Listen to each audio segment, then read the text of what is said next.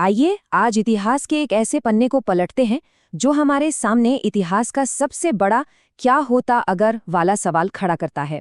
हम बात करने जा रहे हैं एक ऐसे असाधारण व्यक्ति की जिसने मुगल साम्राज्य की जड़ें मजबूत होने से पहले ही उसे लगभग उखाड़कर फेंक दिया था।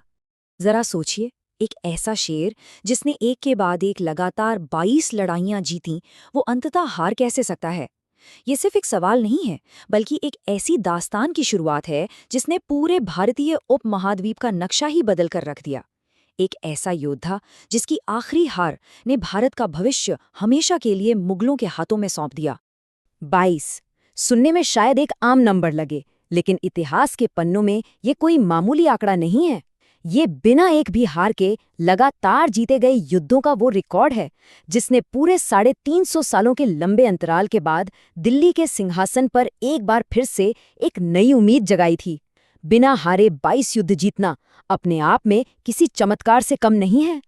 तो चलिए इस कहानी को समझने के लिए 1500 के दशक के मध्य में चलते हैं। सत्ता के एक बहुत बड़े शून्य का दौर। महान शासक बाबर की मृत्यु के बाद हर तरफ सिर्फ अंदरूनी कलह, अफरा तफरी और एक बेहद कमजोर नेतृत्व ही बचा था। ऐसे मुश्किल वक्त में इतने बड़े साम्राज्य को संभालने के लिए सिर्फ एक ही चीज चाहिए थी, लोहे जैसी पकड़। बाबर के बेटे हुमायूं सितारों और किताबों के बहुत बड़े विद्वान तो थे, लेकिन सच कहें तो एक साम्राज्य को चलाने के लिए जिस फौलादी इरादे की जरूरत होती है ना, वो उनमें बिल्कुल नहीं था। और उनकी इसी कमी ने उन्हें अपना ही राजपाट छोड़कर निर्वासित होने पर मजबूर कर दिया। अगर हम उस दौर के दो सबसे बड़े चेहरों को एक साथ रखकर देखें तो जमीन आसमान का फर्क साफ दिखाई देता है। एक तरफ हुमायूं थे जो विद्वान तो थे, लेकिन सत्ता पर उनकी पकड़ बहुत ढीली थी। और दूसरी तरफ थे शेर शाह सूरी, एक ऐसे अफगान नेता जिनकी रणनीति और कर्मठता का कोई सानी नहीं था। ये शेर शाह सूरी ही थे जिन्होंने अपने प्रतिभाशाली नेतृत्व के दम पर मुगलों को भारत से बाहर खदेड़ दिया था। और इसका नतीजा क्या हुआ? पूरे 15 सालों तक वो शक्तिशाली मुगल भारत में महज एक बीती हुई याद बनकर रह गए। लेकिन इतिहास कभी सीधी लकीर पर नहीं चलता। बारूद फटने की एक अचानक हुई दुर्घटना में शेरशाह सूरी की मौत हो गई। और यही कहानी में एंट्री होती है एक बिल्कुल नए चेहरे की, हेमू। हेमू किसी बड़े राजघराने से ताल्लुक नहीं रखते थे, वो एक बनिया थे, बाजारों में बारूद के लिए शोरा यानी सॉल्ट पीटर बेचने वाले एक छोटे से व्यापारी। लेकिन अपनी तेज बुद्धि के दम पर वो जल्द ही बाजारों की गलियों से उठकर सूरी सेना की पूरी कमान संभालने लगे। अब देखते हैं कि कैसे ये एक साधारण सा व्यापारी समय के साथ एक महान और अजेय सेनापति के रूप में बदल गया। हेमू साबित हुए एक सच्चे पराक्रमी योद्धा। जिस समय मुगल अपने वनवास में दर दर की ठोकरें खा रहे थे, हेमू युद्ध के मैदान में अपने विरोधियों और बागियों को धूल चटा रहे थे। लगातार 22 युद्धों में फतह। उस खूंखार दौर में जहां एक छोटी सी गलती की सजा सिर्फ मौत होती थी, वहां एक भी हार का सामना न करना उनकी असाधारण युद्ध कला का जीता जागता प्रमाण था। वो सूरी सेना की सबसे मजबूत रीढ़ बन चुके थे। आप जरा इन घटनाओं की रफ्तार देखिए। 1555 में हुमायूं दिल्ली लौटते हैं, लेकिन किस्मत देखिए, कुछ ही महीनों बाद पुस्तकालय की सीढ़ियों से गिरकर उनकी दर्दनाक मौत हो जाती है।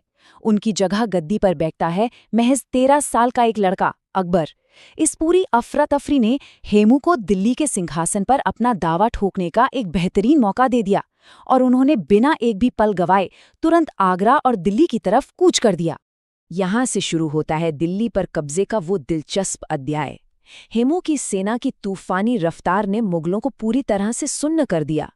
पहले आगरा और उसके बाद सीधे दिल्ली पर जो कब्जा हुआ, उसने बचे खुचे मुगल खेमे में भारी दहशत फैला दी थी। और फिर तारीख आई 7 अक्टूबर 1556। दिल्ली के पुराना किला में एक बेहद ही भव्य राज्याभिषेक हुआ और इसी के साथ हेमू 3 सदियों से भी ज्यादा लंबे समय के बाद दिल्ली के पहले हिंदू शासक बन गए। यहाँ एक बात पर खास गौर करने की जरूरत है। हेमू ने सिर्फ दिल्ली का तख्त ही हासिल नहीं किया, बल्कि विक्रमादित्य की वो प्राचीन और बेहद प्रतिष्ठित उपाधि भी धारण की। इसका सीधा सा मतलब था कि अब वो कोई मामूली सेनापति नहीं, बल्कि एक पूरी तरह से संप्रभु सम्राट थे। उस वक्त तो ऐसा लगने लगा था कि मुगलों के जिस स्वर्णिम युग की बात होती है, वो शुरू होने से पहले ही हमेशा के लिए खत्म हो गया है। अब ये कहानी पहुंचती है पानीपत के ऐतिहासिक मैदान तक, नवंबर 1556 का वो भयानक टकराव मुगलों के लिए ये सच में उनके जीवन और मरण की आखिरी लड़ाई थी। अकबर के संरक्षक बैरम खां ये बात बहुत अच्छे से जानते थे कि अगर आज इस अजेय सम्राट को नहीं रोका गया तो भारत हमेशा के लिए उनके हाथों से फिसल जाएगा। मैदान में हेमू अपने विशालकाय हाथी, जिसका नाम हवाई था, उस पर सवार होकर अपनी सेना का सबसे आगे से नेतृत्व कर रहे थे। उनकी फौज मुगलों की टुकड़ियों को बुरी तरह रौंद रही थी और सच बताएं तो उस पल ऐसा लग रहा था कि हेमू की 23वीं जीत बिल्कुल पक्की है।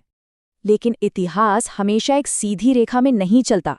आइए यहाँ कुछ पल रुककर उस एक क्षण को समझते हैं जिसने एक पलक झपकते ही पूरी दुनिया का इतिहास पलट कर रख दिया, किस्मत का तीर। ये पूरी की पूरी ऐतिहासिक घटना महज एक संयोग थी, किस्मत का एक ऐसा अप्रत्याशित खेल। क्योंकि इतिहास कई बार किसी बेहतरीन सैन्य रणनीति से नहीं बल्कि ऐसे ही अजीबोगरीब संयोगों से दिशा बदल लेता है। हुआ कुछ यूं कि जब हेमू अपनी शानदार जीत से बस कुछ ही पल दूर थे, तभी अचानक हवा को चीरता हुआ एक भटका हुआ सा मामूली तीर सीधा आकर सम्राट हेमू की आंख में घुल गया। वो तीर लगते ही सम्राट हेमू अपने हौदे में औंधे मुंह गिर पड़े। अपनी उस अजेय झाल, अपने महान नेता को ऐसे गिरता देख जो सेना जीत का जश्न मनाने ही वाली थी, वो अचानक खौफ से भर गई और मैदान छोड़कर तितर-बितर हो गई। हेमू को बेहोशी की ही हालत में दुश्मन ने पकड़ लिया और युवा अकबर और बैरम खान के सामने लाकर उन्हें मृत्युदंड दे दिया गया। उस एक इकलौते तीर ने विक्रमादित्य युग का अचानक और बेहद दर्दनाक अंत कर दिया। इस स्रोत का ये विश्लेषण हमें इतिहास के एक बहुत बड़े और गहरे सवाल पर लाकर खड़ा कर देता है।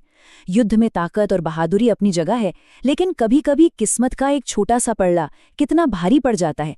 अगर उस दिन वो तीर बस 1 इंच भी चूक जाता तो शायद मुगल साम्राज्य इतिहास की किताबों में महज एक छोटा सा फुटनोट बनकर रह जाता।